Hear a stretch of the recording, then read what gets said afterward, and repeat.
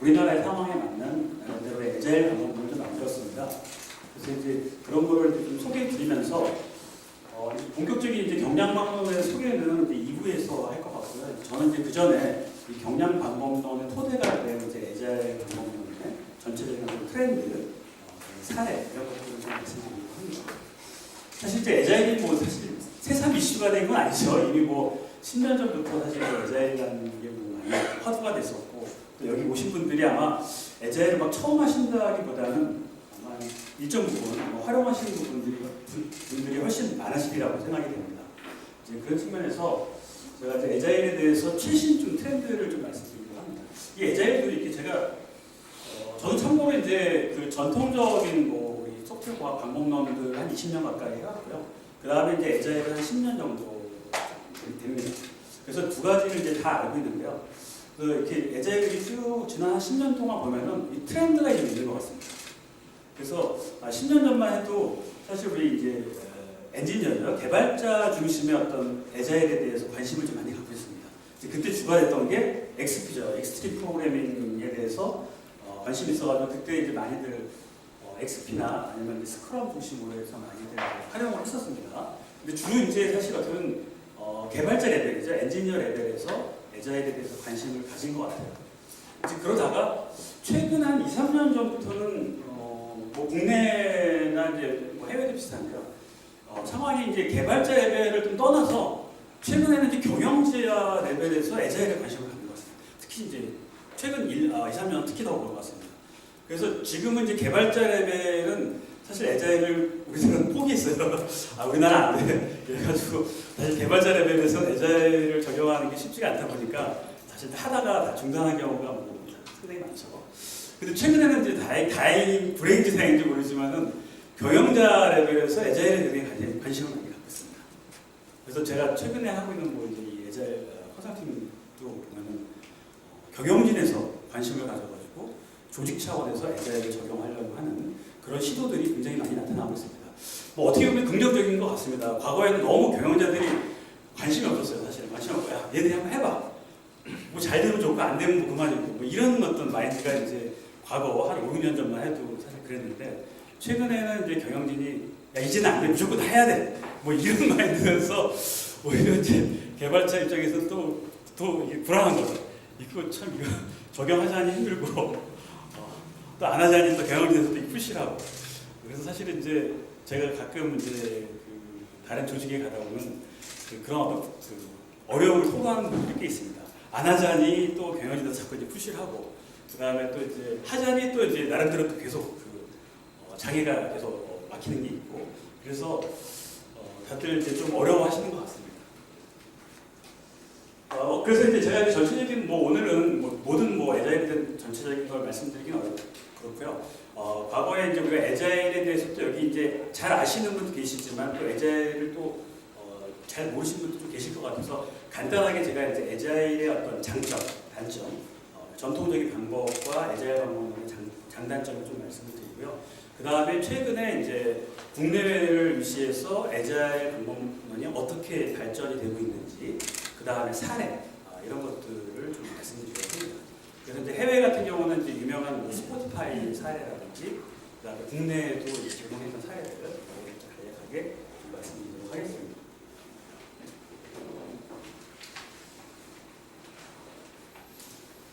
제 소개는 좀 넘어가고요.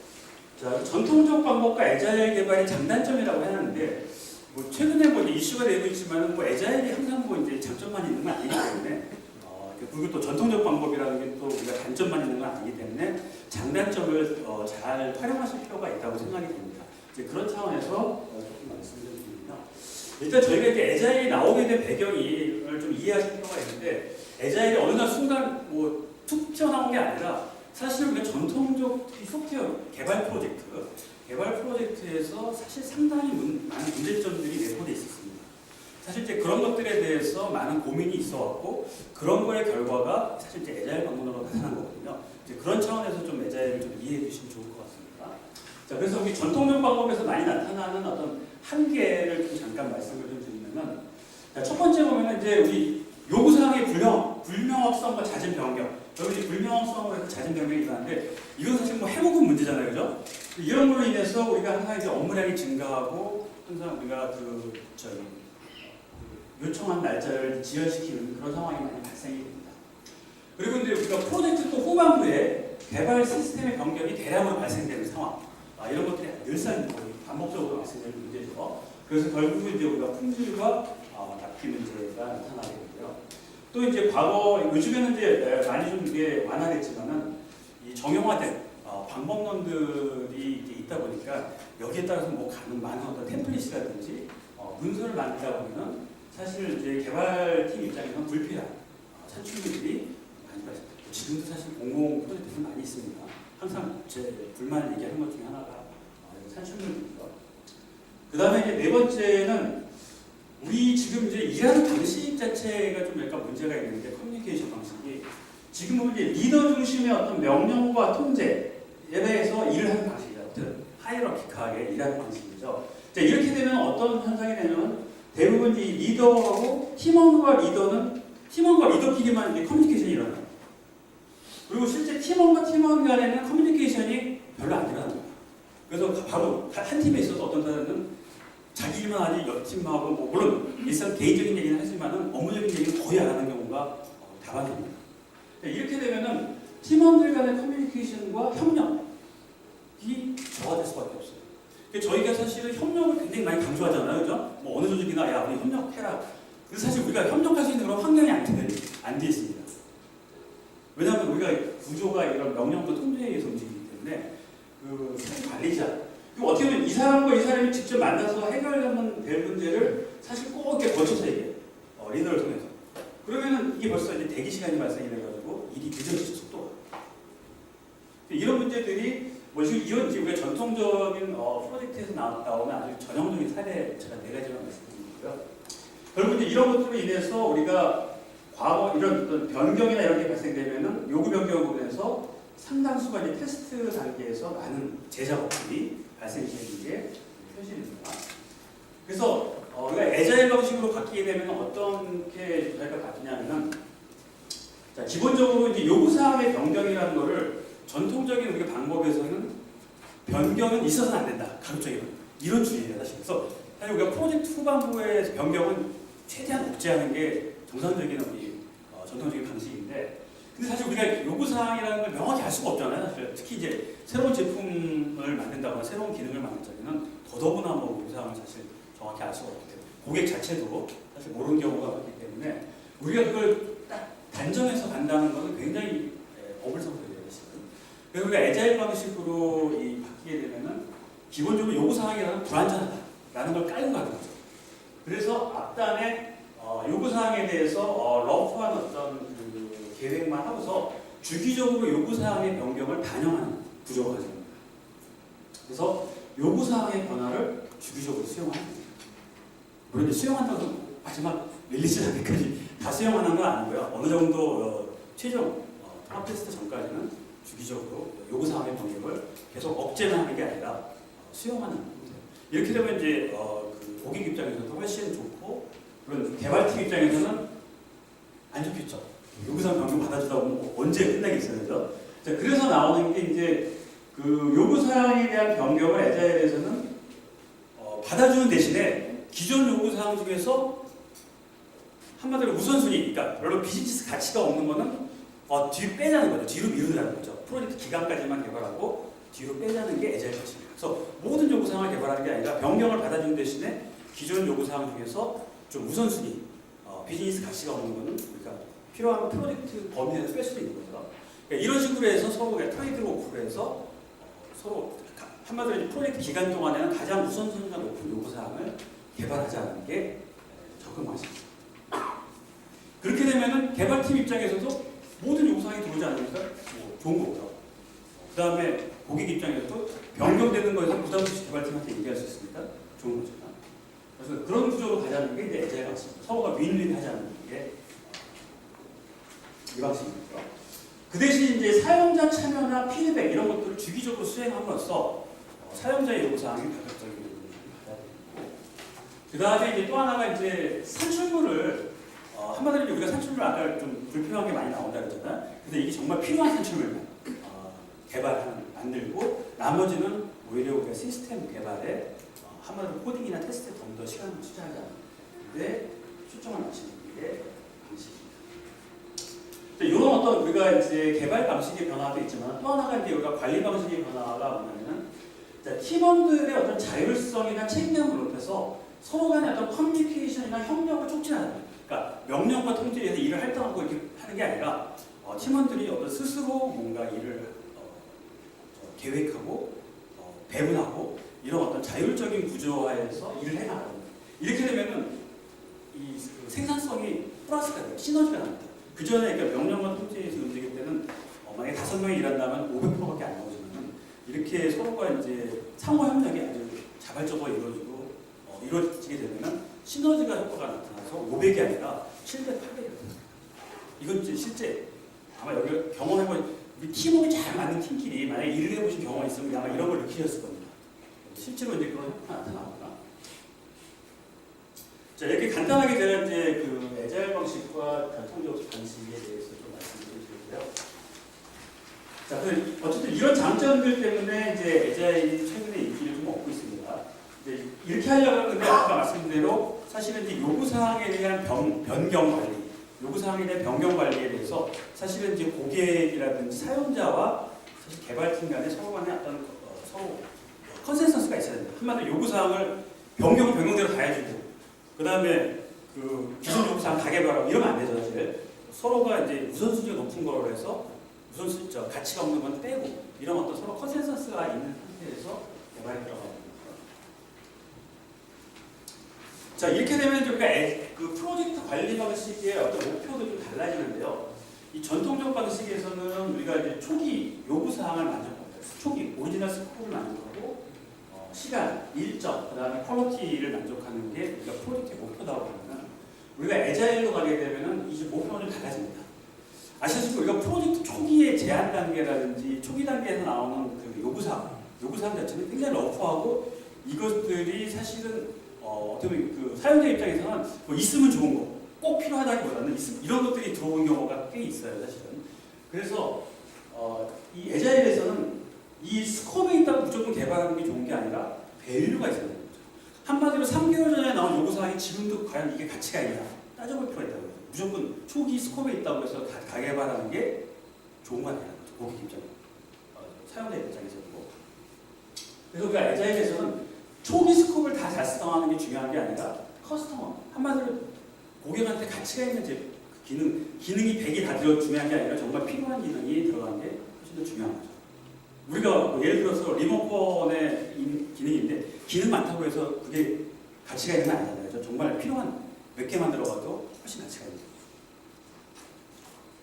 그래서 커스터머 밸류가 중요한 거고요. 그 다음에 타임 투 마켓. 요거는 이제 아까 일정하고도 비슷한데 뭐 예를 들어 초기에 프로젝트 일정이 뭐 10개월로 잡혀 있는데 이게 예를 들어서 비즈니스 상황에 따라서 뭐 8개월, 6개월로 단축될 수도 있고 또 늘어날 수도 있겠죠. 뭐 그런 거에 맞춰서 유연하게 대응하는 게 애자일에서 필요한 거죠. 그 다음에 렐라이어블 프로덕트. 이건 이제 신뢰성 있는 이제 프로덕트인데 결국 신뢰성과 확장성이 고려되는데 우리가 일정에 쫓겨가지고 많은 기능을 다 때려넣으면 어떻게 되나요? 한마디로 누더기가 될 수가 있잖아요. 나중에 확장하기도 어렵고 신뢰성 보장하기도 어렵고 그럼 결국은 몇 년 뒤에 다시 개발해야 돼요. 전체 시스템을. 이런 게 우리가 이제 비일비재하게 일어나는데 그러니까 애자일에서 그러지 말고 일정이 그러니까 당겨진다 그러면 요구사항 중에서 다 개발하는 게 아니라 정말 커스터머 밸류가 있는 게 뭐냐 이런 거를 우리가 우선순위화해서 개발하자는 거죠. 그래서 품질을 보장하면서 어떤 범위를 좀 조정하는 이런 방식이 애자일 프로젝트에서 가져가는 것입니다. 그래서 저희가 이제 애자일과 전통적 방식에서 이제 어떤 차이점들이 좀 많이 발생되는 말씀을 드렸고요. 그 다음에 이제 애자일 방법론의 뭐 전체적인 어떤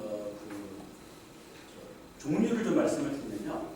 사실 이제 애자일 방법은 특정한 방법론 하나를 얘기하는 건 아니죠, 그죠? 이게 이미 좀 많이 아시는 분이 계시겠지만은 예를 들어 스크럼은 이제 여러 가지 애자일 방법 중에 하나죠, 대표적인. 그래서 우리가 애자일 방법론 하면은 이런 것들이 다 이제 애자일 방법론 중에 하나인데 이걸 이제 통틀어서 다 이제 애자일 방법론이라고 합니다.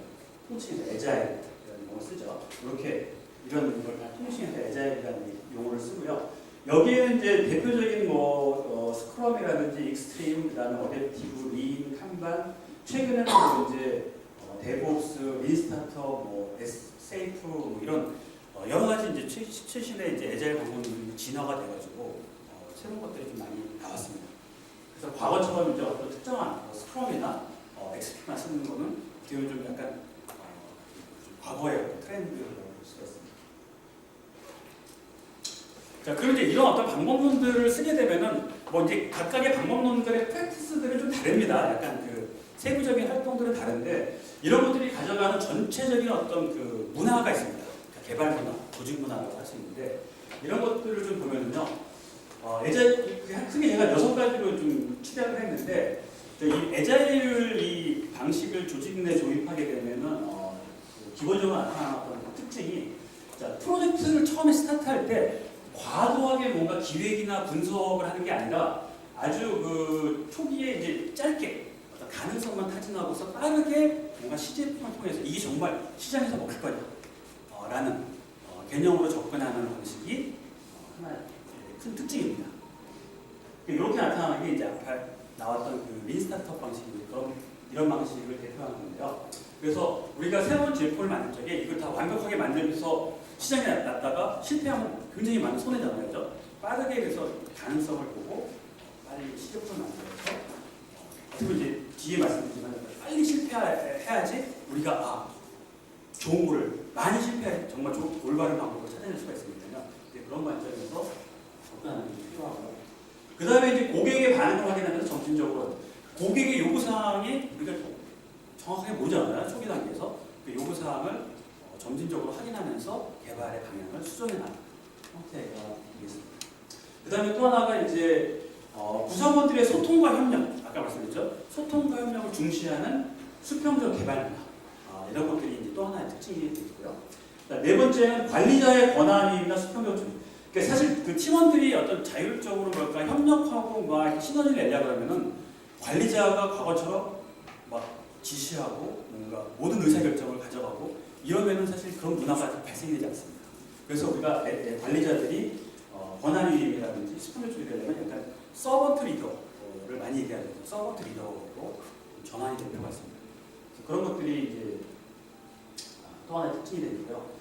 그 다음에 이제 직원의 어떤 잠재력 향상을 코칭 퍼실리테이션인데, 그러니까 아까 명령과 통제라는 어떤 그런 관리 방법을 대신해서 우리가 에자일에서는 이제 코칭이라든지 퍼실리테이션, 그러니까 서로가 이제 서로 협력하고 소통하게 만드는 하나의 이제 대인관계 스킬이죠, 사실 코칭이나 퍼실리테이션은. 이런 것들을 통해서 사람들이 협력하고 뭔가 잠재력을 높일 수 있게, 창의성을 발휘할 수 있게 하는 게 또 하나 특징이고요. 그 다음에 이제 탐색적 실험과 실패를 용이하는 문화죠. 우리가 아까 말씀대로 빠르게 뭔가 완벽하게 만들어서 실패하면 굉장히 큰 회사의 손실이 되지만은 그 적은 금액이나 적은 기간을 투자해서 빠르게 실패하다 보면은 나중에 그 큰 프로젝트가 실패할 수가 없는 거죠. 왜냐하면 여러 가지 작은 실패가 있기 때문에. 그래서 이런 어떤 탐색적 실험과 실패를 용이하는 문화, 이런 것들이 대표적인 우리가 이제 에자일에서 가져가는 조직 문화가 되겠습니다. 그래서 전통적인 방식과 에자일 방식을 좀 비교를 해보면요. 여기 이제 제가 좀 말씀드린 부분은 생략을 하고 이제 크게 몇 가지 다른 점만 말씀을 좀 드리면은 일단 우리가 전통적 개발 환경과 에자일 개발 환경이 맞는 환경이 있습니다. 예를 들어서 요구사항이 비교적 명확하고 리스크하죠. 그게 일상적으로 다 이런 것들은 굳이 우리가 에자일 방식을 안 써도 됩니다. 그냥 전통적인 워터폴이나 이런 걸 하는 게 오히려 효율적일 수 있습니다. 그렇지만 우리가 요구사항의 불확실성, 그 다음에 리스크가 높아. 이런 경우는 우리가 전통적 방식으로 하면 뒷단에 아까 말씀드린 한개 말씀드린 뒤에서 많은 변경이 발생이 되고 많은 ROI 손실을 발생하기 때문에 가급적이면 이런 요구사항이 불확실하고 리스크가 높은 경우 이런 경우에 에자일 개발하는 경우를 사용하는 게 좋습니다. 그 다음에 이제 또 하나가 이제 좀 차이점이 있는데요. 이게 개발팀의 문제인데, 자, 지금 사실 전통적 방식에서는 개인 책임으로 일하면서 한정된 역할, 그러니까 자기 딱 바운더리에서 아레날이 명확해요. 아레날이 명확하게 일을 하는 게 익숙한데, 그러니까 에자일로 가면은 팀 공동 책임을, 그러니까 아레날이 명확하지가 않아요. 그러니까 예서 테스트다. 테스트 역할이 테스터만 하는 게 아니라 개발자도 하고 또 딴 사람도 할 수 있는 거야. 아니면 뭐 비즈니스 어널리스트도 할 수도 있고. 그러니까 자기 역할에 대해서 특정하게 아레나를 정하는 게 아니라 어떻게 보면 팀 공통적으로 책임으로 일하면서 다양한 역할을 수행하는 이런 역할로 가는 게 애자일 개발 특징입니다. 그래서 우리가 이제 이 아레나를 자꾸 명확하자고 하는 거는 우리가 이제 요소상이 명확하고 뭔가 리피터블, 그러니까 반복적인 프로세스가 되는 데서 아레나를 명확한 게 오히려 효율적일 수가 있는데 불확실성이 높고 그 다음에 이제 뭔가 예측하기 어려운 이런 프로젝트에서는 아레나를 명확한 게 오히려 비효율을 초래합니다. 왜냐하면 사각지대가 막 생기거든요. 하다 보면 새로운 거, 이거 누가 하는 거지? 이거 누가 하는 거지? 막 이런 일이 생기면 그게 그냥 그대로 일이 남습니다. 그래서 우리가 이제 일반적으로 아레나를 명확하다 이런 얘기는 사실 애자일의 성격에서는 좀 뭐 어느 정도 아레나가 필요하지만은 그걸 명확하게 지키는 게 오히려 아는 거죠. 자, 그 다음에 이제 전통적 방식과 이제 애자일 방식의 장단점이 좀 있는데요. 물론 이 장단점이라는 게 일반적인 거지 뭐 어떤 상황, 프로젝트 상황에 따라서 뭐 애자일이 좀 우리 사실 이제 우리가 애자일 관점으로 보면은 정답이라는 게 없어요. 사실은 우리가 이 개발하는 방법이나 일하는 정답이 있는 게 아니라 그 상황에 맞는 정답만 있을 뿐입니다. 그런 관점에서 좀 봐주실 필요가 있고요. 근데 일반적으로 이제 전통적 방법론 하면은 사실 전통적 방법론은 꽤 오래됐죠. 소프트웨어 공학이 나온 지 몇십 년이 됐기 때문에 꽤 많은 어떤 그 소프트웨어 개발에 필요한 다양한 어떤 공학적인 지식들이 많이 들어가 있습니다. 반면에 이제 애자일에서는 이제 그런 것들은 이제 많이 좀 생략이 돼 있고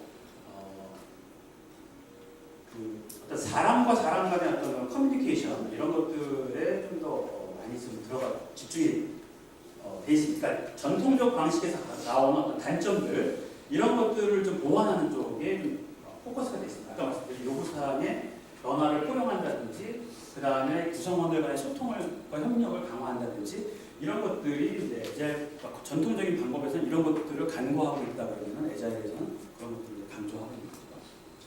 물론 이제 애자일 방법에서 단점이 좀 있습니다. 이게 이제 이 전통적 방법론과 전통적에서 우리가 애자일로 넘어가려 그러면은 단순히 우리가 프랙티스나 도구만 바꿔서 이게 애자일로 넘어가기가 어렵습니다. 그래서 기본적으로 바탕이 되는 게 보통 마인드셋이라고 해서 사고방식이죠. 아까 제가 아레나를 일반적으로 명확해야 된다고 생각하잖아요. 아까 제가 아레나를 명확하면 오히려 안 좋다고 말씀드렸잖아요. 그죠? 그런 것처럼 마인드셋의 변화가 좀 필요해요. 사실. 근데 그런 것들이 뒷받침됐을 적에 우리가 애자일 방식을 잘 활용할 수가 있는데 근데 그게 이제 좀 어려워요. 기존의 전통적 방식에서 일정을 꼭 지켜야 되고 범위를 만족해야 이것도 우리가 전통적인 마인드셋이잖아요. 그죠? 근데 아까 제가 초기 범위 꼭 만족하는 게 중요한 게 아니라고 말씀드렸잖아요. 그죠? 이제 그런 것처럼 이런 마인드셋의 변화가 이게 좀 사실 좀 어렵습니다. 애자일 방식.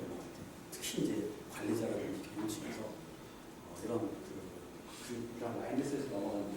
그러니까 기존의 활동과 다른 애자일 활동, 그래서 커뮤니케이션이라든지 각종 미팅들, 데일리 스탠드업이라든지 스프린트 계획이라든지 이런 것들이 과거에 해왔던 활동들이 아니거든요, 사실은.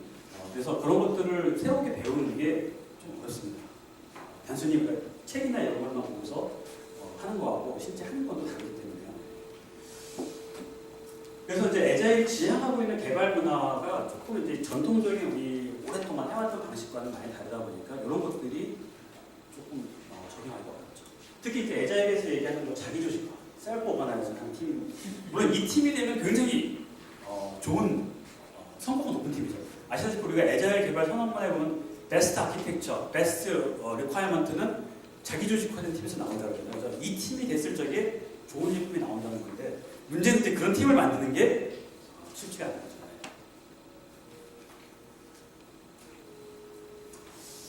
자, 이상으로 제가 이제 전체적으로 애자일 방식과 전통적 방식의 장단점들을 좀 간략히 말씀드렸어요. 사실 이제 애자일에 대한 백그라운드가 없으면 금방 이해하기는 어려우실 텐데요.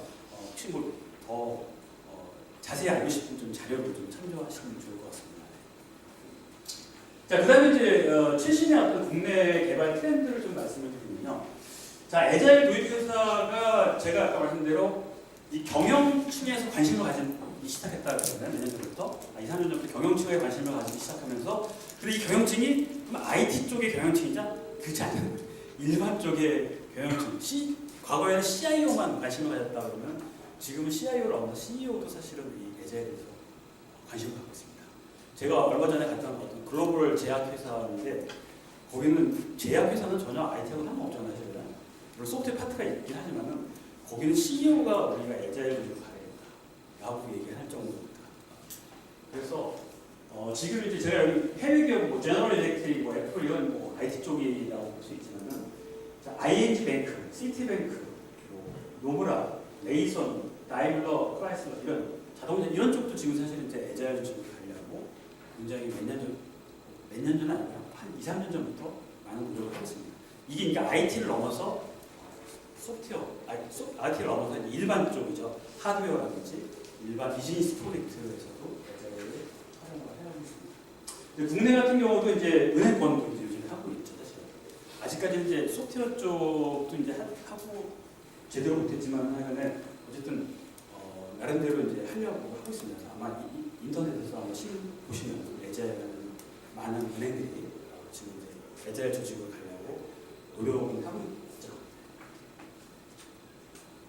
근데 이게 좀 제가 좀 이게 좀 안타까운 게 이 애자일에 대해서 관심을 이제 경영진이 갖는 건 좋은데 좀 잘못 알고 있는 분들이 많아요. 사실 이제 전문가가 아니시잖아요. 그래서 일반 뭐 CEO나 이런 분들 전문가. 그러니까 애자일을 단순하게 faster, 애자일은 많이 알고 있는데 빠르게 뭐 이렇게 알고 계시다 보니까 이상하게 생각을 하는 게 예를 들어서 우리가 지금 하루 동안 개발할 때 애자일 하면은 예를 들어서 1시간 개발할 거를 막 4, 50분이면 이걸 개발을 끝내는 뭐 이런 방법으로 뭐 그런 사람 사실 도깨비 방망이죠. 내가 1시간 할 거 30분에 끝낼 수 있다면 도깨비 방망인데 그런 방법은 너는 알고 있어요. 그래서 무조건 지금 하는 일을 무조건 당겨야 된다. 빠르게 이렇게 좀 이해하셔서 이걸 막 이제 뭐 도깨비 방망이처럼 막 이렇게 푸시하는 경영진도 계신데 애자일은 그런 방법이 아닙니다. 사실은 오히려 애자일 적용은 이렇게 막 그 하루 일자리를 뭐 1시간짜리를 뭐 4, 50분 이렇게 하는 게 아니라 오히려 개발자한테는 일이 좀 더 늘어날 수 있어요. 1시간짜리가 뭐 1시간 반이 됐어요. 하지만 궁극적으로 이게 단위일은 이렇게 좀 늘어날 수가 있지만은 전체적으로 이 애자일 추구하는 게 예를 들어서 업무의 효율성, 제작업의 최소화라든지 이런 것들을 추구하다 보니까 전체적으로 프로젝트 기간이나 릴리즈 시간이 단축되는 거거든요. 그 과정에서 발생된 여러 가지 비효율적인 요소, 아까 수직적인 명령과 체제에 의해서 굉장히 많은 우리가 사실은 시간 로스가 발생되는데 이런 것들을 우리가 최소화함으로써 전체적인 프로젝트 기간이 당겨지는 거지 뭐 하루짜리를 뭐 반나절에 끝낸다고 뭐 이런 정도의 방법론은 아닙니다. 애자일에 어떤 방법을 봐도 이제 그렇게 제시하는 거죠. 오히려 테스트 코드 만드느라고 더 시간이 더 걸리죠. 사실은 제대로 한다고 하면. 그래서 단기간에는 오히려 시간이 늘어날 수 있지만 궁극적으로 봐서는 전체적으로 당겨지는 빨라지는 건 사실입니다. 그래서 프로젝트 시간도 과거에 사용자한테 뭐 1년이나 뭐 6개월 뒤에 딜리버리 됐다 그러면 애자일로 하면 훨씬 더 빨리 딜리버리 되죠. 하지만 그게 일을 내가 뭐 1시간짜리를 4, 50분 땡겨서 한 게 아니라 그 과정에서의 여러 가지 비효율적인 요소를 없애서 사실은 우리가 당겨주는 거지 그런 건 아닙니다. 그래서 이제 국내에서 이제 이 애자일 조직을 좀 경영진들이 이해할 때 이제 그렇게 이해하는 분들이 많고 또 개발자분들도 많이 그렇게 알고 계세요. 야 지금 바빠 죽겠는데 이거보다 더 빨리 어떻게 해? 이런 또 생각을 하시는 분이어서 애자일을 좀 싫어하죠 사실 하는 부분. 그래서 저희가 그런 것들이 좀 잘못 알고 있다. 그러니까 어떻게 보면 애자일이 잘 적용된다 그러면은 오히려 그 일하시는 분들한테 좀 더 여유 있게, 바쁜 사람들은 좀 여유 있게.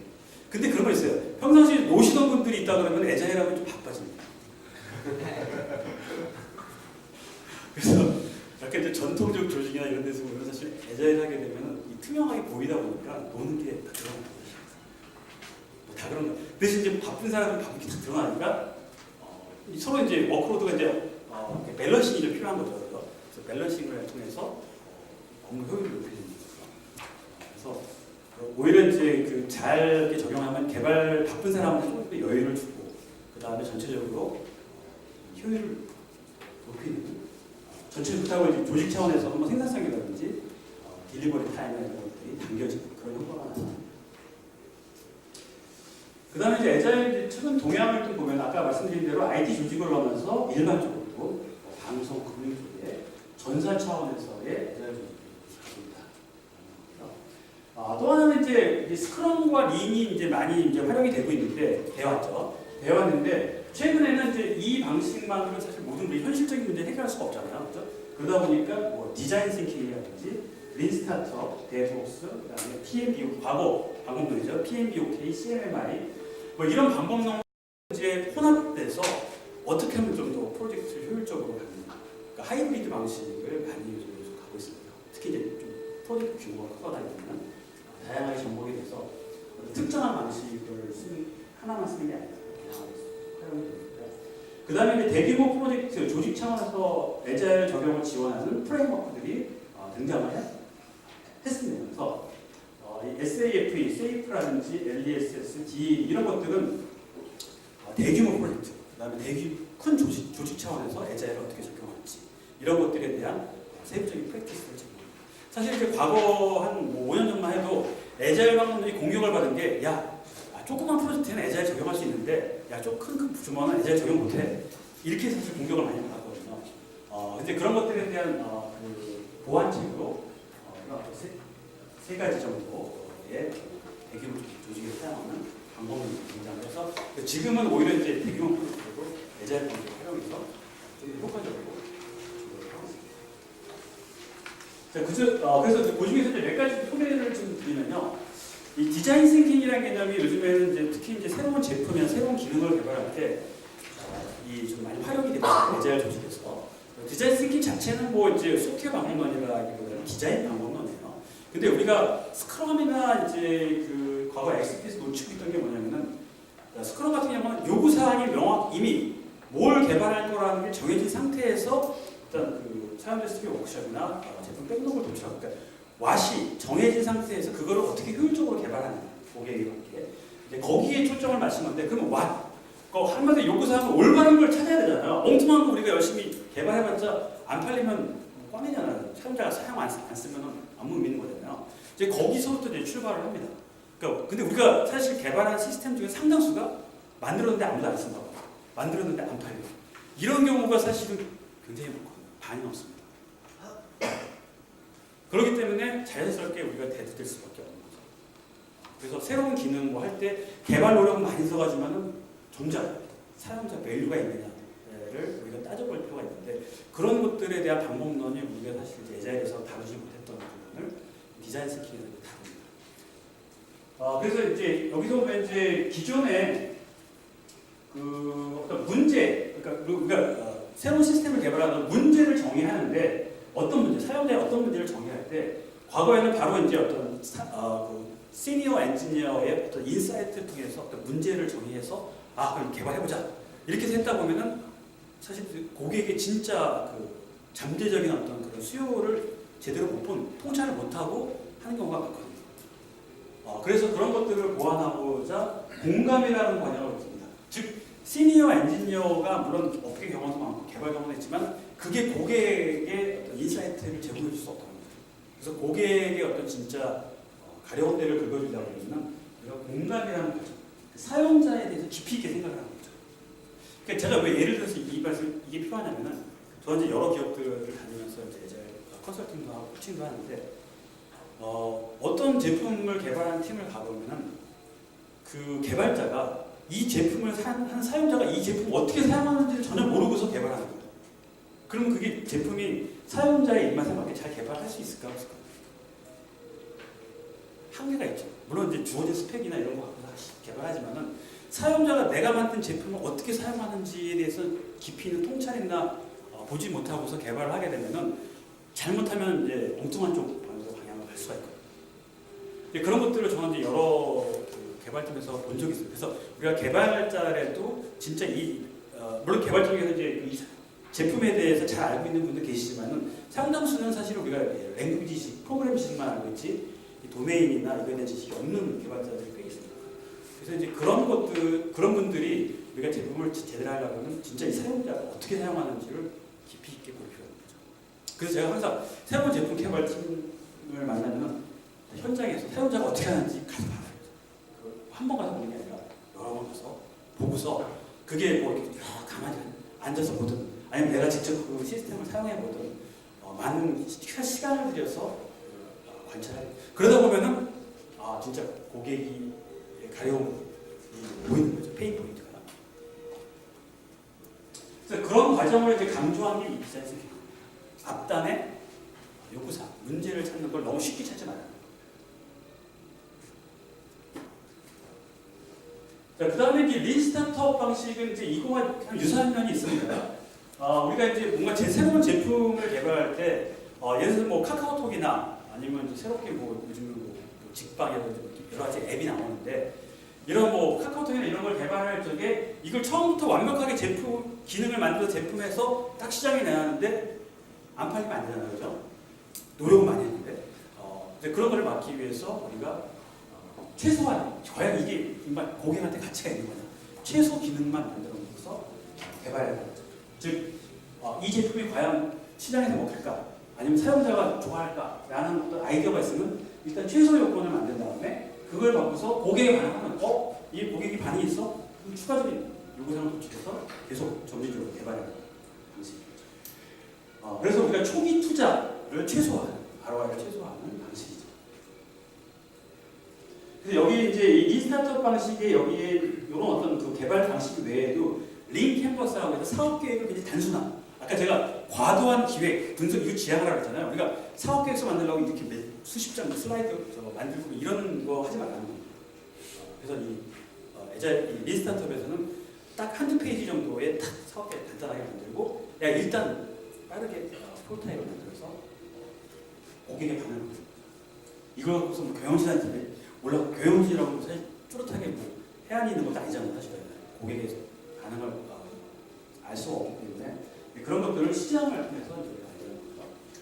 자, 그 다음에 이제 데브옵스 같은 경우는 이제 요즘에 많이 화두가 돼서 많이 아시겠지만은 과거에는 이제 소프트웨어 개발, 사실 애자일이라는 게 영역이 사실 개발에서 마지막 이제 그 테스트까지가 영역을 많이 다뤘는데 근데 중요한 거는 그러다 보니까 이제 어디서 좀 문제가 됐냐면은 실제 운영이 오퍼레이션이 나눠져 있는 조직들이 좀 있어요. 사실 개발 조직에서는. 그래가지고 마지막에 애자일이 추구하는 게 고객이 요구했었던 마지막 그 배포까지가 사실은 전체적으로 이렇게 빨라지는 사이클.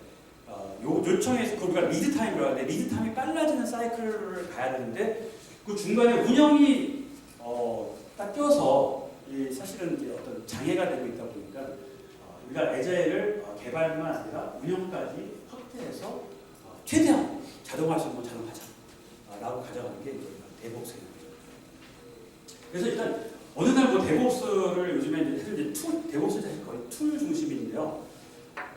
데브옵스를 한다고 해서 애자일하고 동떨어지게 생각하면 안 되는 거예요. 사실 이 애자일이 이게 나중에 확장돼서 추가된 게 이제 데브옵스는 지금까지 어느 날 툴만 산다고 해서 데브옵스 한다고 그것도 어불성설이 되는 거죠.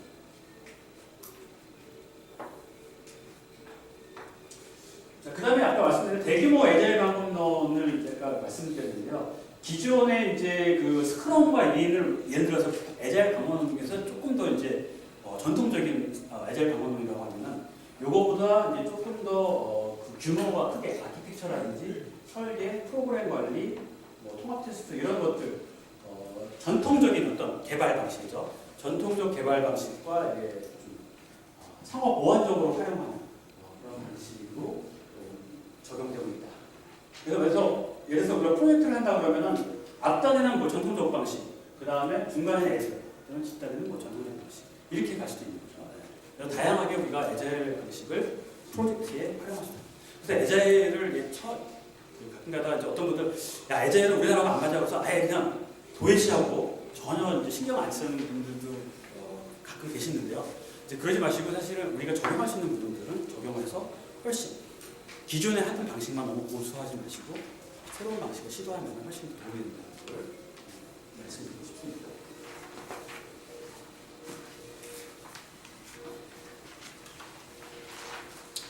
자, 지금까지 제가 이제 국내외 좀 개발 트렌드를 좀 말씀드렸는데요. 혹시 뭐 지금까지 한 것 중에서 제가 한 반 정도 지났는데 궁금한 질문 있으시면 한두 분만 좀 받도록 하겠습니다. 예.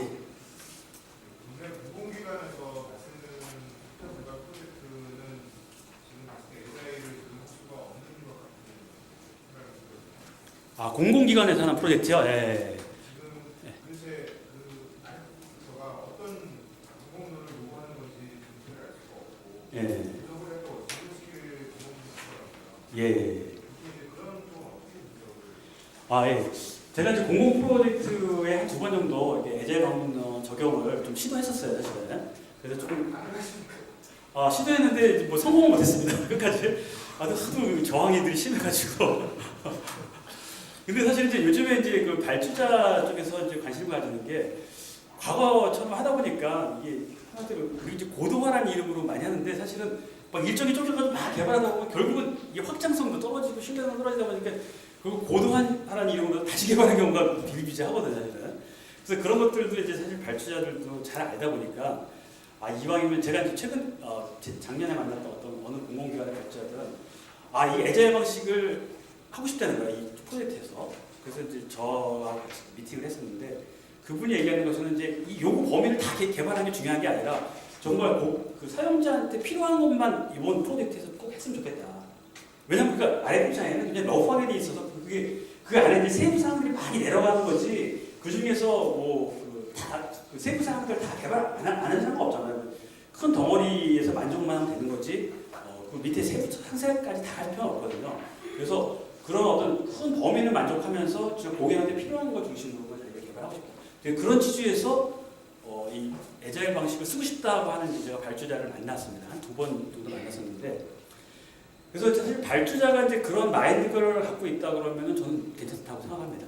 왜냐면 서로 그러니까 모든 요구사항을 다 개발하는 게 아니라 어느 정도 변경을 좀 받아주면서 기존 요구사항 중에서 우선순위가 떨어지는 것들. 물론 큰 범위 자체를 뺄 수는 없지만은 그 범위 내에 있는 어떤 상세한 것들을 우리가 뺄 수 있는 얼마든지 협상의 여지가 있는 거죠.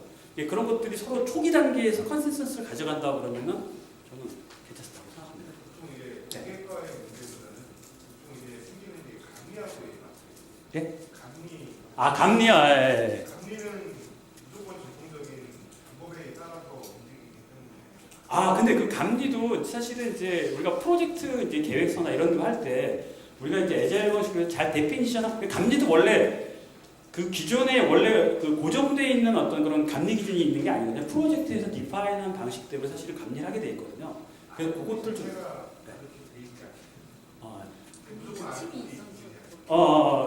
근데 저도 이제 그 감리하면서 여러 번 사실 이제 서로 디스커션을 좀 했었는데요. 어느 정도 이제 그렇다고 우리가 애자일하게 산출물 아예 안 만드는 건 아니거든요. 사실 우리가 필요한 기본적인 산출물들을 만들기 때문에 그렇게 뭐 크게 문제되지는 않았습니다, 사실은. 다만 이제 애자일에서는 산출물에 대한 그 현행화를 미리 업프론트 앞단에서 한다기보다는 우리가 개발하면서 나중에 정리하는 형태 그거에 대해서만 이제 감리하고 서로가 이제 얘기가 되기 때문에 근데 감리는 걸 앞에서 보려고 하잖아요, 그죠? 워터폴. 우리가 이제 애자일 방식은 그거를 이제 설득하는데 조금 이제 시간이 좀 필요하시잖아요. 결국 이제 모든 게 설득의 이제 과정인데 저도 이제 설득하다가 어떤 분은 이제 설득이 안 돼서 이제 제대로 안 된 경우가 있긴 한데요. 네. 어쨌든 그 설득을 잘 좀 하실 필요가 좀 있습니다. 주체가 이제 발주자. 근데 제일 중요한 건 이제 발주자가 예자의 방식에 같이 동의하느냐. 그게 이제 관건인 것 같습니다. 이거 말 잘하는 사람 한 명 껴야겠네요. 그렇죠. 사실 논리가 중요하죠, 사실 뭐든지. 그러니까 명분과 이런 것들이 특히 이제 감리를 설득하려면 그 명분이 너무 잘 있어야 되고 그런 것들이 좀 필요하시죠. 자, 그다음에 좀 진행하겠습니다. 국내외 애자일 적용 사례인데요. 먼저 일단 애자일 도입 효과에 대해서 좀 말씀을 좀 드리면은 전 세계에서 이제 경영진을 대상으로 한 조사가 있고 그다음에 소프트웨어 커뮤니티 일반 개발자 대상으로 한 조사가 있는데요. 경영진 대상으로 한 조사에 보면은 직원 생산성 향상이 나타났다. 아까 제가 본 대로 사실 이게 협력으로 인한 시너지죠, 사실. 협력으로 인한 시너지고요. 그 다음에 고객 만족도. 왜냐하면 사용자 잦은 어떤 커뮤니케이션을 하다 보니까 고객 입장에서도 사용자 입장에서도 훨씬 더 이제 많은 자기 입맛에 맞는 제품이 만들어지는 효과가 있고. 그 다음에 개발 품질. 아까 제가 말한 애자일이 품질을 희생하지 않는다고 했죠. 그렇다고 품질 지상주의는 아니지만은 어느 정도 우리가 데피니션한 품질은 희생하지 않는다. 그 다음에 이제 개발 및 운영의 효율성을 증가시키고 그다음에 신규 비즈니스, 그러니까 그 린스타트업이나 이런 어떤 디자인 싱킹 같은 경우는 비즈니스 관점에서 접근하는 방식이잖아요. 그래서 뭘 개발하는데 훨씬 도움이 되는 거냐. 그렇기 때문에 새로운 비즈니스에서 도움이 되는 거죠. 그 다음에 이제 일반적으로 그 개발자 조사한 거는 요구사항이나 우선순위를 관리함으로써 프로젝트 범위에 있는 모든 걸 다 개발하는 게 아니라 우선순위가 높은 것 중심으로 일정한 비용을 개발하는. 그 다음에 프로젝트의 어떤 투명성, 가시성 이런 것들이 향상이 되고 팀의 생산성, 출시 기간 단축하고 사기 이런 것들이 높아진다. 효과를 좀 얘기하겠습니다. 자, 그 다음에 이제 그 국내가 아니라 전 세계적으로 이제 애자일의 사례를 많이 얘기할 때 이 스포티파이라는 데가 이제 좀 많이 티피컬한 사례로서 많이 나옵니다. 그래서 요즘에 이제 뭐 국내의 은행이라든지 뭐 이런 지금 일반 애자일 조직으로 바뀌는 조직도 스포티파이 쪽의 사례를 참조해서 많이 이제 적용하고 있습니다. 좀 설명을 좀 드리면은 스포티파이라는 회사를 혹시 이제 모르시는 분을 위해서 멜론 아시잖아요, 멜론. 그러니까 멜론보다 훨씬 더 유저도 많고 더 글로벌한 회사가 이 스포티파이라고 하시는 음악 스트리밍 쪽에서. 그래서 어떻게 보면 애플이나 아마존하고 경쟁을 해서 이제 승리하는 그런 우위를 가지고 있는 회사입니다. 그래서 꽤 이제 많이 시장 지배율이 높고요. 지금 여기 보면 이제 이건 2012년 시점인데요. 세계 도시 뭐 30여 개 팀이 일을 하고 있다. 한 300명 가까이 되는 조직이 애자일 조직도 움직이고 있습니다. 그래서 얘들이 이제 갖고 있는 조직 문화를 보면은 fail fast, be agile입니다. 그래서 fail fast가 빨리 실패하라는 거죠. 그래서 우리가 아주 거대하게 준비했다 실패하면 큰 손실이지만은 큰 프로젝트도 조그맣게 우리가 이제 스파이크 형태로 여러 가지 하다 보면은 실패하죠. 그런 바탕으로 해서 결국 프로젝트를 성공시킬 수 있다. 그런 관점에서 접근을 한다. 얘네들은 이제 이 조직 자체를 하나의 스쿼드라고 해서 이제 우리가 분대인데 스크럼 팀 같은 거예요. 애자일 팀. 그래서 이 스쿼드라는 이름으로 해서 이 안에 개발팀이 구성됩니다. 이 안에는 이제 하나의 뭐 테스터, 디자이너 아니면 뭐 개발, 서버, 폰트, 백엔드 다 이렇게 개발자들이 크로스 펑셔널하게 구성되어 있는 팀입니다. 그래서 8명 이내 구성되죠. 그리고 이제 요걸 이제 데디케이트 전담하고 있는 기획자들, 우리가 제품 책임자라고 합니다. 프로덕트 오너. 이렇게 구성이 되어 있고요. 그래서 요거는 이제 하나의 제품의 어떤 특정 모듈을 담당하고 있거나 뭐 시스템의 규모에 따라서 다르겠지만은 그래서 뭐 검색, 결제, 오디오, 편집 이런 어떤 큰 어떤 모듈 단위를 맡아서 개발을 하고 있습니다. 그 다음에 여기는 이제 아까 우리가 애자일에서 들어가고 있는 어떤 자기 조직화. 그러니까 이 팀 자체가 자율성을 바탕으로 해서 서로가 이제 협력하고 일을 하는 방식으로 일을 하고 있습니다. 하나의 작은 스타트업처럼 움직인다고 합니다.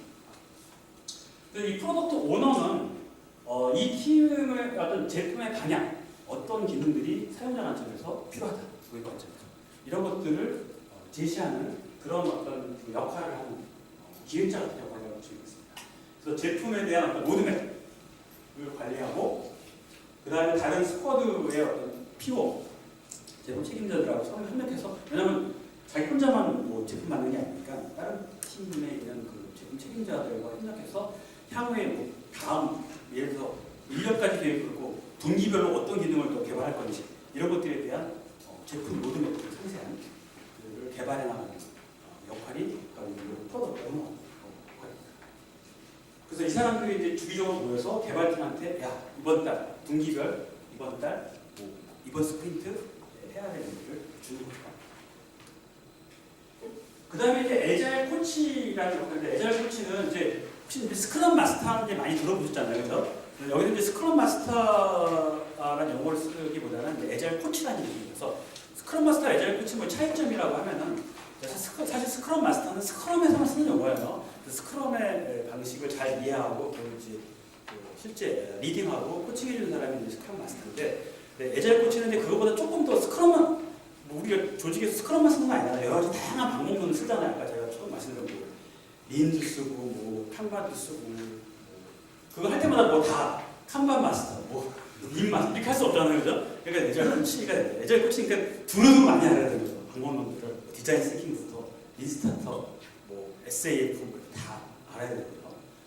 그래서 그런 것들을 좀 아는 사람, 한마디로 이제 애절과 그렇다고 또 프로젝트 관리, 전통적 프로젝트 관리가 알아야죠. 사실 왜냐면 우리 한 소프트웨어 공학에서 뭐 애절만 알아서 다 소프트웨어 공학이 커버되는 게 아니기 때문에 전통적인 소프트웨어 공학 프로세스와 애절을 다 알아서 그 팀에서 잘 팀이 잘 소프트웨어 공학을 잘 활용할 수 있게끔 잘 개발할 수 있게끔 이루어지는 거죠.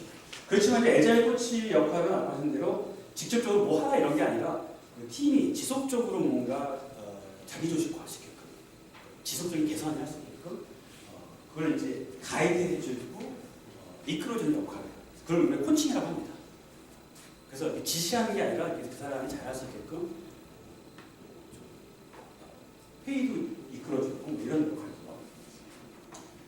그 다음에 이제 스프린트 계획이나 회복 뭐 이런 같은 미팅에 참여해서 그런 어떤 그 실제 그러니까 애자일 프랙티스들이 잘 될 수 있게끔 가이드해주고 역할, 이끌어주는 역할이고요. 그 다음에 팀원을 대상으로 뭐 1대1 코칭, 이건 이제 우리가 코칭이라고 해서 그 팀원들의 뭐 애로사항을 들어준다거나 뭐 이런 역할을 애자일 코칭합니다. 그래서 애자일 코칭은 이제 프로세스와 팀의 어떤 팀원들의 어떤 심리적인 요소 이런 것들을 관리해주는. 과거에는 사실 애자일 코치는 이제 과거의 관리자는 좀 그런 게 약했다 그러면 애자일 코치가 그런 역할을 하는 거죠. 그래서 애자일 코치는 여기 이제 한 팀에 데디케이트된 건 아닙니다. 두 팀을 할 수도 있고 필요하면 세 팀을 할 수도 있고 그런 거죠. 필요에 따라서 애자일 코치가 들어가는 팀에 대해서.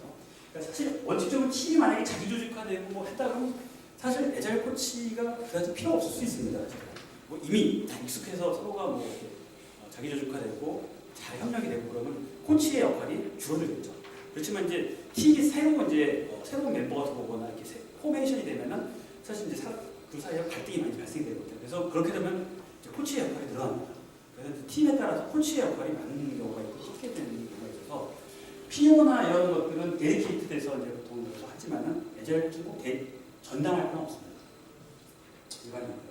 그 다음에 트라이브라는 거는 이제 그런 어떤 몇 개의 큰 어떤 본부죠. 팀이 여러 개 있으면 4개 팀이니까 그 하나를 묶어서 하나의 그 본부처럼 움직이는 그러니까 얘네들이 트라이브라고 합니다.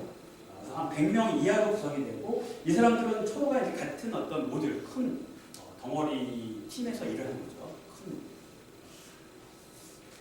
제품을 하나의 제품팀이죠.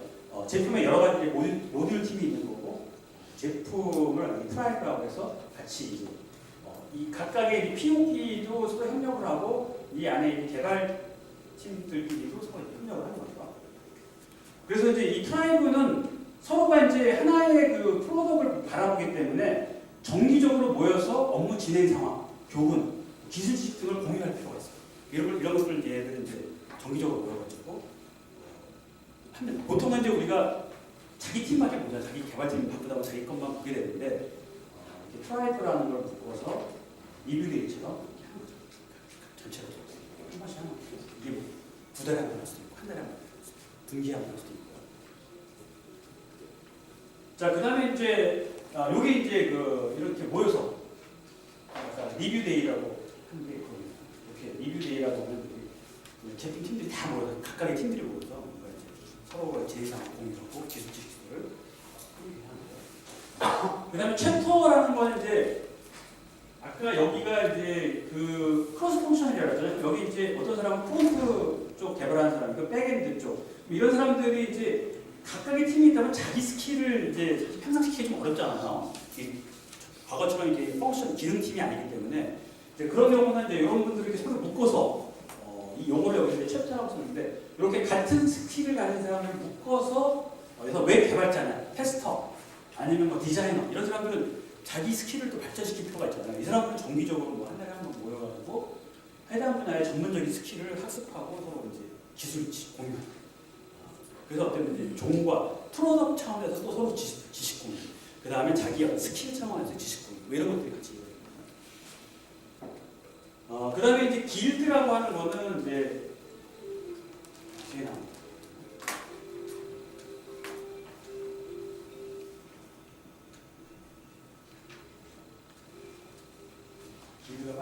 이 길드 길드라는 거는 이제 이런 어떤 트라이브들에 모여서 하나의 그 학습 조직이에요. 예를 들어서 웹 기술 길드, 테스터 길드, SR코치처럼 이게 하나의 그 트라이브를 넘어서 조직 전반적으로 그 관심이 있는 사람들끼리의 어떤 학습 조직. 예를 들어서 뭐 이런 걸 수도 있겠죠. 블록체인에 관심 있는 사람들끼리 모임. 영어에 길드라고 썼지만 우리말로 하면 하나의 학습 조직이에요. COP. 그 다음에 이제 전사적인 어떤 시스템 아키텍처를 유지하는 어떤 시스템 오너 이런 역할들을 가지고서 전체적으로 애자일. 그러니까 어떻게 보면 지금 이 스포티파이에서 움직이는 형태를 보면은 과거에 하이라키컬하게 막 움직인다기보다는 팀원들끼리 간의 상호 소통이죠. 상호 소통이나 이런 것들을 활성화시키는 거에 초점을 맞춘다고 보시면 되겠습니다. 개발자들 간의 소통, 팀 내 팀과 이런 소통들을 그냥 활성화시켜서 전체적으로 개발 구성원들의 역량을 높이는 데 초점을 맞춘 방식이다. 그 다음에 이건 이제 국내 사례입니다. 국내 이제 이 MBT라는 이제 스타트업인데 한 100여 명 되는 조직입니다. 이 조직 같은 경우도 사실 이제 이 스포티파이를 좀 많이 참조했어요. 그리고 참고로 이 스포티파이 같은 경우는 국내 지금 이제 금융권이나 이제 일반 애자의 IT를 넘어서 다른 조직에서 할 때도 이 스포티파이 모델을 많이 참조를 합니다. 그 다음에 이제 이 MBT는 이제 혹시 그 인터넷 찾아보시면 이 회사는 이제 캐시 슬라이드라는 제품을 만든 회사입니다. 회사고 나름대로 이제 모바일 앱 쪽에서 나름대로 이제 시장 마켓 쉐어가 좀 있는 회사입니다. 조직 구조를 보면은 현재 4개의 개발팀과 제품 책임자로 개발팀 이렇게 개발팀을 지원하는 애자일 코치, 그러니까 제품 책임자 아까 말한 대로 프로덕트 오너, 그 다음에 개발팀, 애자일 코치 이렇게 3개의 역할들이 나눠져 있습니다. 그래서 여기서 이제 애자일 코치의 역할은 뭐냐면 개발팀이 효율적으로 개발을 진행할 수 있도록 전반적인 개발 조율 역할을 하고요. 그 다음에 각종 미팅들을 지원, 그러니까 한마디로 이제 사회를 하는 거예요, 미팅. 그 다음에 개발팀이 자기주축할 수 있도록 코칭하는 역할을 하고 있습니다. 그래서 여기는 이제 팀은 4개인데 이제 3명의 애자일 코치가 있는 거죠. 한 사람당 팀마다 하나 아니죠.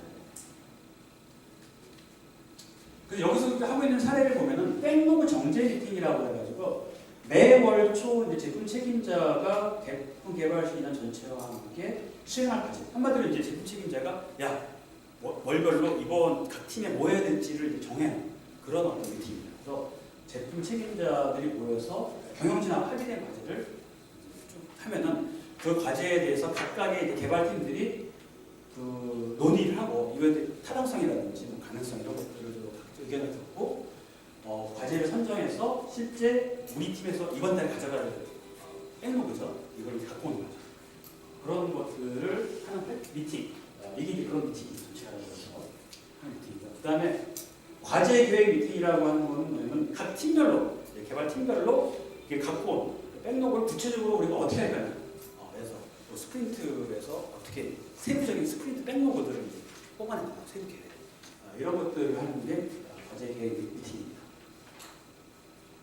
그리고 이제 내일 스탠드업 미팅은 이제 매일 어떤 kanban 보드나 이런 태스크 보드에서 시작합니다. 팀별로 이렇게 kanban 보드가 있는 거죠. 그래서 그 앞에서 정리를 해야 돼요. 물론 이렇다고 해서 이 툴을 안 쓰는 거는 툴도 있습니다. 툴도 있고. 근데 우리가 툴은 상세하게 기록하는 데 도움이 되지만 한눈에 안 보이고 있고 문제는 툴을 보면 자기 거밖에 안 나오는 것이죠. 그 전체 보려고 하면 스크롤 해야 되고 그리고 내 거 말고 딴 사람 거 보려고 이렇게 들어가서 이렇게 보는 사람 거의 없습니다. 관리자들이. 그래서 우리가 굳이 외부에서도 이 보드를 쓰는 이유가 그냥 이 보드를 모양 보기라고 한 게 아니라 이게 화면은 전체적으로 한눈에 보이고 서로가 전체적으로 뭔가를 생각하는, 그러니까 시각적으로 뭔가 보였을 적에 아이디어가 많이 나오거든요. 그런 것 때문에 활용합니다. 그 다음에 회고를 이제 제품별로, 그 다음에 팀별 회고, 각각의 제품별로도 하고, 그 다음에 회고, 팀별로도 회고를 합니다. 그 다음에 월별 제품 리뷰라고 해가지고, 요거는 이제 전체 구성원들, 여기 제품이 하나다 보니까 전체 제품에 대해서 개발팀들이 다 모여가지고, 현재 진행 상황, 완료된 과제, 조직 차원에서의 그러니까 어떻게 보면 과거에는 그 리더 소수 리더만 알아야 알던 지식들을 개발팀이 다 모여서 서로 질문도 하고 교양을 하고 그런 회의를 하는 거죠. 그 다음에 이제 분야별 학습 조직. 이제 분야 매주 금요일 오후에는 2시간 정도 직무별 학습 조직. 예를 들어서 프론트엔드 앱 개발 학습 모임, 백엔드 아니면 디자인 쪽 아니면 애자일 코치들끼리 학습 조직 이런 것들을 진행하고 있습니다.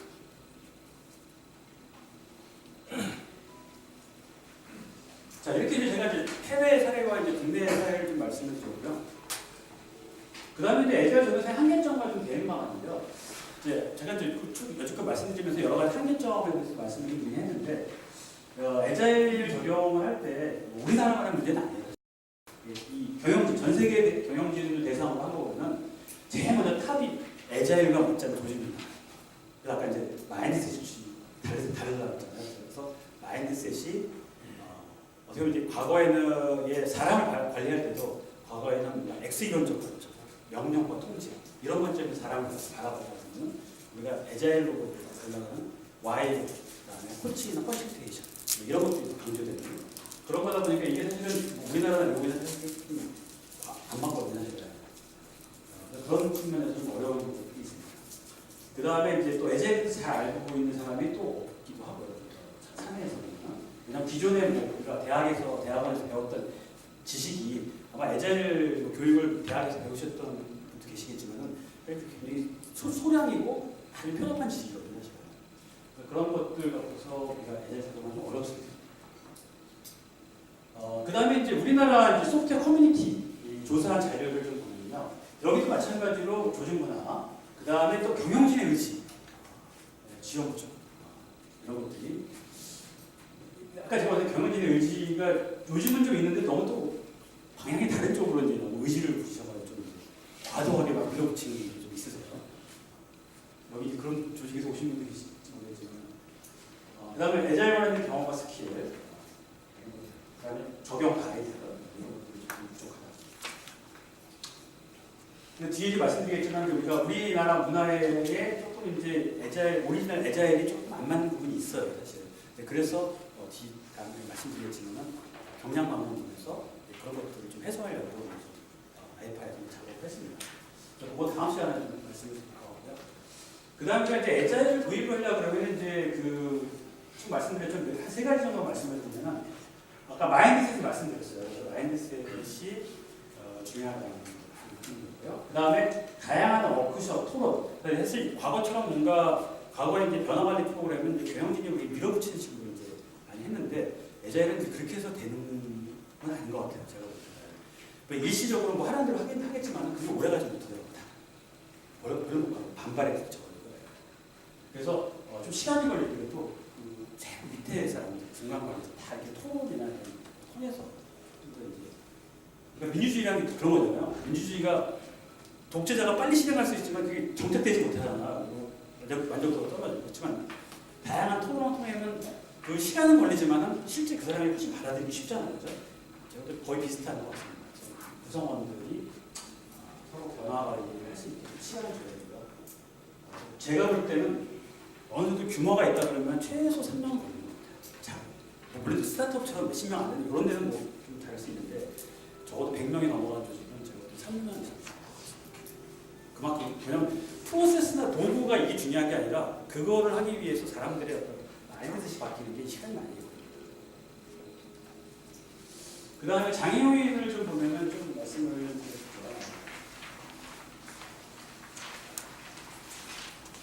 그래서 다른 것들 뭐 이제 리더십, 그 다음에 프로세스 도구, 이 프로세스 도구만 갖춰놓은 뭐 이제 애자일 적용하는 거는 이제 아니죠 사실. 그러니까 애자일의 근본적인 원리를 좀 이해하고서 적용하는 게 좋고요. 우리나라 같은 경우는 이제 너무 근면성실해서 야근 문화, 이게 또 애자일하고 딱 안 맞아요. 애자일은 일을 주어진 시간 내에 효율적으로 하자는 건데 맨날 야근한다고 하면 누가 효율적으로 하겠어요 사실은.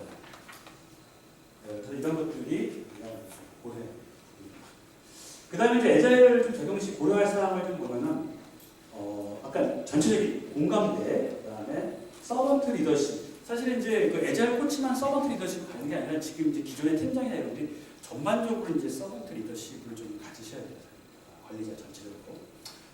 그렇게 좀 가야 되고, 그 다음에 애자일 교육 및 멘토링도 좀 들어가야 될 것 같습니다. 그래서 교육과 멘토링 실제 어떻게 하는지에 대해서는 또 아무런 사례가 없기 때문에 멘토링이 필요하고요. 그 다음에 직원들이 좀 창의적으로 일을 할 수 있는 환경. 그래서 뭐 수평적인 조직 문화라든지 스마트워크, 유연 출퇴근제라든지 직원의 평가 방식, 특히 이제 상대 평가 이런 거는 별로 괜찮하지 않습니다. 그래서 사실 애자일 조직으로 대부분 이제 바뀌면서 대부분 뭐가 바뀌냐면 평가 방식이 바뀌어요. 그래서 수시 피드백 제도라든지 등급 자체를 아예 없애거나, 왜냐하면 이런 등급이나 상대 평가가 상당히 협력을 저해하고, 그래서 대부분의 지금 애자일 조직으로 바뀐 조직은 다 평가 제도까지 다 손을 봤습니다.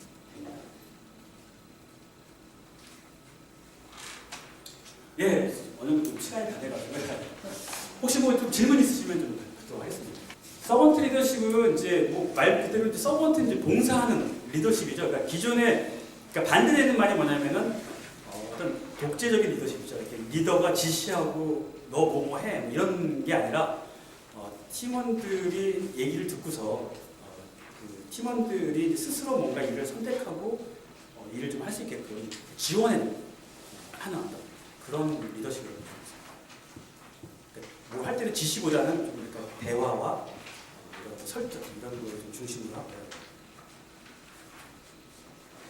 지금 그 마지막에 사례 쪽에서는 예. 조직 문화에 적용한 애자일 기준으로 말씀하신 거죠? 마지막 사례는 조직 차원에서 적용되는 사례들을 좀 말씀드립니다. 경영 측면에서 예?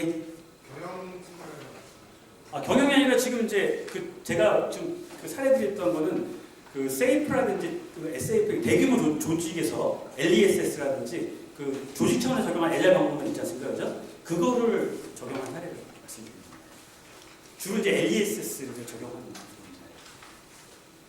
질문하실 분은 손 들어주시면 제가 마이크 전달해 드리겠습니다.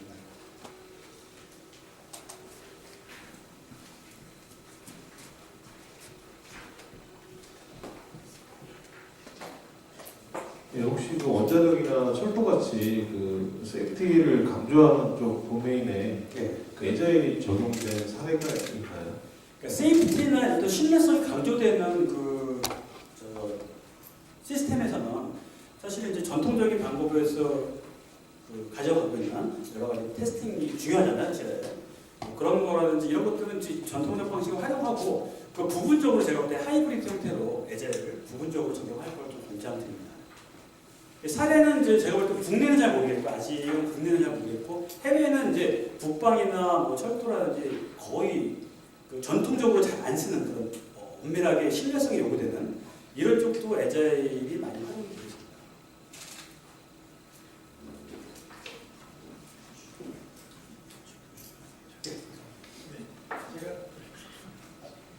일찍 먼저 드려요. 네, 네. 이 MBT 사례 그 말씀해 주셨을 때 예. 여기에 이때 사용됐던 어떤 애자일 도구 같은 걸 좀 소개해 주실 수 있어요? 뭐 거기는 지라고 뭐 이런 어떤 컨퍼런스 아틀레샤 쪽 제품을 좀 쓰고 있었던 것 같습니다. 네. 국내에서 제일 많이 쓰고 있죠. 좀 저렴하다고. 네.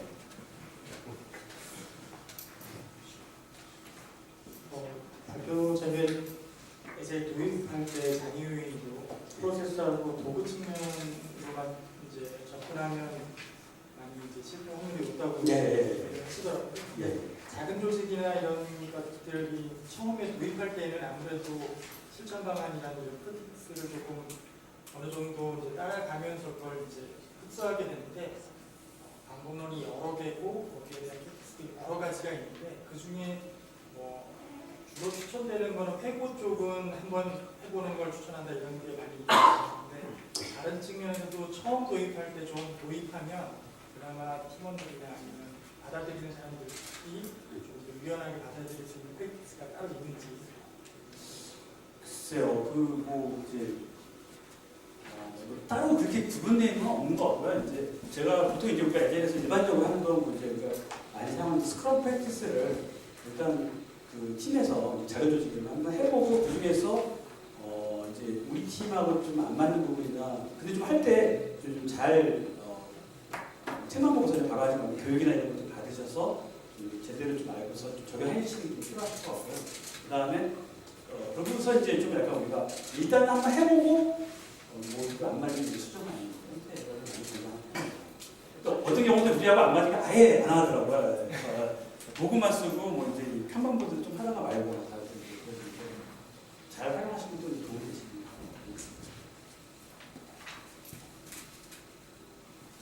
지금 말씀해주신 여러 가지 사례들이 그 회사가 자체적으로 제품을 갖고 있을 때 그 회사 직원들이 제품을 빠르게 시장에 내놓기 위해서 많이 이용한다 이렇게 말씀하셨는데 우리나라에는 그런 IT 기업만 있는 게 아니라 SI 사업 굉장히 많잖아요.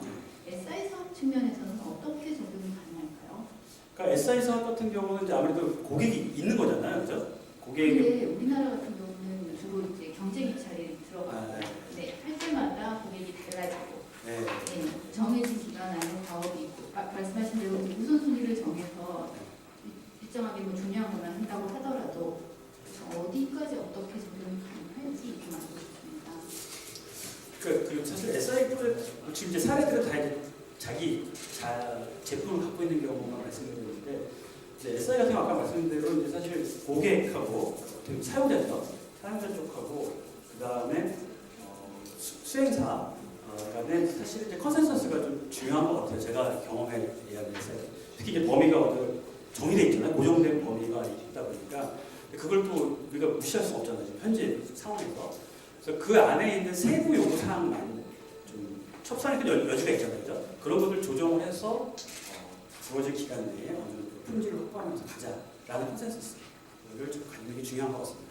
네, 고민스러운 거는 그 SI 같은 경우는 팀을 일부 들어가는데 그 팀 내에 자기 조직화 이런 것들은 어떻게 적용할 수 있을까요? 어떻게 보면 이제 기존의 PM이나 아니면 이제 팀 리더들 있잖아요. 팀 리더가 이제 조금 이제 그런 어떤 애자일 코치나 스크럼 마스터 역할을 좀 하면서 팀원들이 조금 더 이제 단순히 어떤 수동적으로 시키는 것만 이렇게 일하는 방식보다는 협력할 수 있게끔 그런 분위기를 좀 만들어주는 게 좀 필요하죠.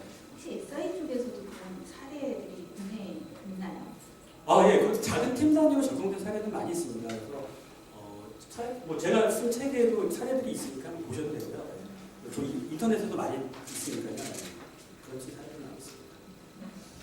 조직 차원에서 크게 적용된 사례가 좀 드물어서 그렇지 작은 팀 단위로 뭐 성공한 사례, 물론 실패한 경우도 있지만 성공한 사례도 많이 있습니다.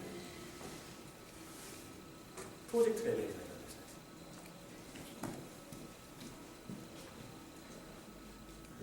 저희 팀 같은 경우에는 기획과 개발이 같이 있고 그리고 테스트와 운영은 따로 있는 그런 조직구로 되어 있는데요. 예. 이런 조직 구조에 좀 잘 맞는 그런 애자일 메소드가 있을까요?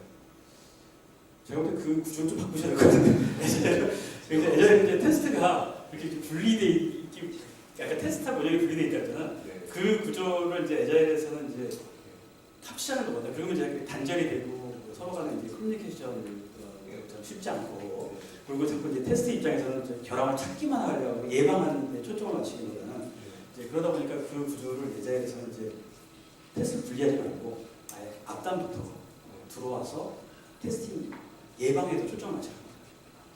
그러니까 저희가 이제 기획을 먼저 하고 그 문서를 바탕으로 개발되는 그런 구조를 가지고 있는데 이거를 좀 프로세스적으로 유기적으로 활용할 수 있는 사례라든지 아니면 메소드가 좀 있으면 좋을 것 같고요. 그 사례는 굉장히 많이 있습니다. 그러니까 과거에는 이제 기획, 개발, 테스트 이렇게 넘어갔잖아요, 그죠? 일 자체가. 근데 지금은 그게 아니라 기획 단계에서부터 어떻게 보면 이제 개발과 테스트 같이 참여해서 기획도 사실 아까 말대로 올바른 라이트 솔루션을 방법 찾아야 되나? 올바른 걸 찾으려면은 기획자가 뭐 맞느냐 아니기 때문에 고민할 수밖에 없잖아요. 그러니까 그런 걸 이제 같이 고민하고 거기서 이제 디스커션하고 또 그다음에 개발할 때도 테스터가 먼저 테스트 케이스 먼저 찾는다거나 이런 식으로 해서 뒤에 나오는 결함을 최소화시키는 그런 적용을 최소화하는 거예요.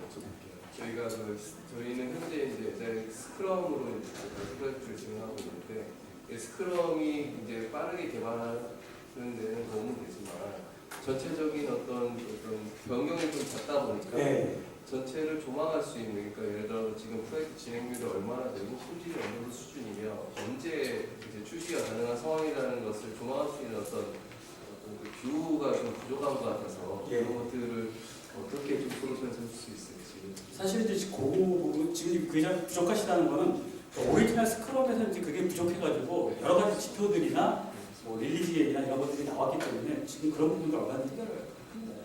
전체적인 큰 로드맵부터 하고 그다음에 스크립트나 지표도 여러 가지가 있습니다. 조금 더 자료를 보시면 많이 있으리라고 생각합니다. 예, 한 번만.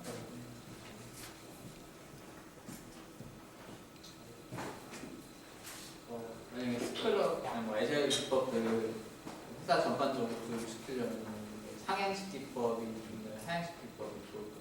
두 가지가 다 필요한 것 같습니다.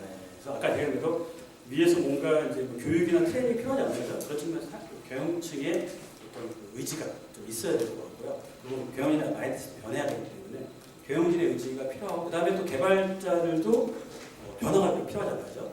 그래서 두 가지가 같이 이제 상호 움직이면서 도입되는 게 좀 바람직하신 것 같습니다. 한쪽만 하면 그게 좀 안 되는 것 같아요. 제 경험에. 예, 시간이 다 돼서 오늘 마치도록 하겠습니다. 감사합니다.